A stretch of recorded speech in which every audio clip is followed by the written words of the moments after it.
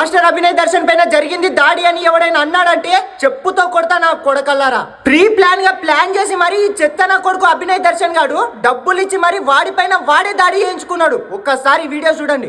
మా పేరు వసంత అండి. నేను మా ఆవిడ డ్రింక్స్ చేసుకుంటుంటే మీరు మాకు అలా ఇన్స్టాగ్రామ్ లో పరిచయం వేసి ఇలా మాకు వాషింగ్ చేసి ఇవ్వని చెప్పాడండి.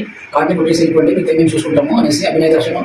ఉండిగడ్డ దాటిన తర్వాత ఇంకొంచెం ముందుకు వస్తే క్రేన్ తో కొండం దోయిన మట్టి కనపడింది. ఆ మట్టి కాడి నుంచి కొంచెం ముందుకు వస్తే లెఫ్ట్ సైడ్ మట్టి రోడ్డు కనపడింది. లోపలికి ఆ మట్టి రోడ్డు లోపలికి వెళ్ళండి.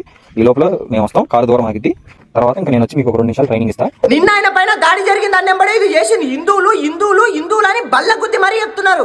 ఒకవేళ ఆయన చచ్చిపోయిన ఉంటే కూడా ఈ రోజు హిందువుల పైననే వస్తుండే. హిందువుల పైన ఇంత పెద్ద నింద మోపడానికి ఇంతకు తెగిస్తావరా బద్మాష్? ఇట్లాంటి నా కొడుకులు హిందువుల పైన అడ్డమైన అబ్బండాలు మోపడానికి ఎంతకైనా తెగిస్తున్నారు.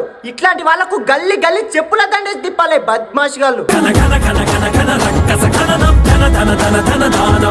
ఇప్పుడు ఎక్కడ పోయారా ఈ సోకాళ్ళు పాస్టర్లు? పొద్దున లేస్తే హిందువుల పైన పడి చేస్తారు. మా క్రిస్టియన్ల పైన హిందువులు దాడి చేస్తున్నారు, అది చేస్తున్నారు, ఇది చేస్తున్నారు అని.